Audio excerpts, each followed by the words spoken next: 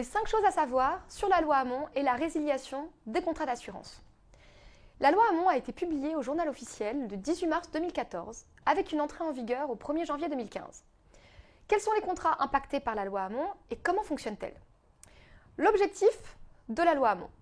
Cette loi a été adoptée en vue de favoriser les conditions de résiliation des contrats d'assurance et de favoriser ainsi la concurrence en entraînant de la sorte une diminution du coût de l'assurance.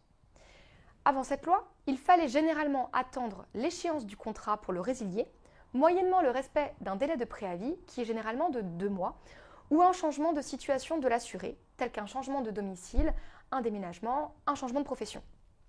Les conditions de résiliation étaient ainsi contraignantes et il était souvent compliqué de changer d'assureur. La loi Châtel avait déjà été adoptée en ce sens afin de faciliter la résiliation des contrats d'assurance en 2005. Cette loi impose aux assureurs d'informer leurs assurés de la tacite reconduction de leur contrat et des délais de préavis à respecter afin de procéder à la résiliation de la police d'assurance. Toutefois, cette loi s'est révélée très contraignante en pratique et elle n'a pas permis de faciliter la résiliation des contrats d'assurance, comme le souhaitait pourtant le législateur. C'est donc pour pallier aux insuffisances de la loi Châtel que la loi Hamon a été adoptée. Ces dispositions ont été intégrées aux articles L113-15-2 et suivants du Code des assurances. Quant à la loi Châtel, ces dispositions codifiées à l'article L113-15-1 du Code des assurances restent toujours applicables. Les contrats d'assurance impactés par la résiliation hors échéance prévue par la loi Hamon. Tous les contrats d'assurance ne sont pas concernés par la faculté de résiliation hors échéance. En effet, la loi Hamon étant une loi sur la consommation, elle ne concerne que les contrats conclus par des consommateurs, c'est-à-dire par des particuliers. Et là encore, tous les contrats ne sont pas impactés par ces nouvelles dispositions. En effet, la résiliation hors échéance ne concerne que les contrats auto, moto, habitation et les contrats d'assurance dits affinitaires, c'est-à-dire les contrats qui sont accessoires à un produit ou à un service. Quelles sont maintenant les conditions de la résiliation hors échéance? Pour que la résiliation hors échéance, telle que prévue par la loi Hamon, puisse trouver à s'appliquer, il est nécessaire d'être en présence d'un des contrats visés par le texte, comme cela vient d'être évoqué. Il faut par ailleurs que le contrat ait été conclu il y a au moins 1 an. Les modalités de la résiliation divergent selon que l'on est en présence d'une assurance obligatoire ou d'une assurance facultative.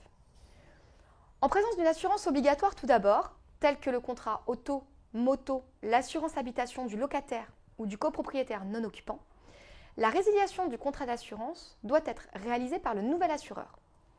C'est ainsi le nouvel assureur qui doit s'assurer qu'il n'existe pas de découverte de garantie pour son nouveau client. Ainsi, il appartient à ce dernier d'écrire à l'assureur du contrat en cours afin de l'informer de la résiliation de son contrat. Deuxièmement, en présence d'une assurance, cette fois-ci facultative, telle que l'assurance habitation du propriétaire ou les assurances affinitaires, la résiliation peut cette fois-ci être réalisée directement par l'assuré lui-même, qui devra adresser une lettre recommandée avec accusé de réception à son assureur, afin de l'informer de la résiliation de son contrat sur le fondement de la loi Hamon. Quels sont maintenant les délais de résiliation? La résiliation prend effet 1 mois après la réception du courrier de résiliation adressé à l'ancien assureur.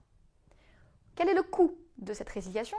Le texte de la loi prévoit expressément que la résiliation doit être opérée sans frais ni pénalité.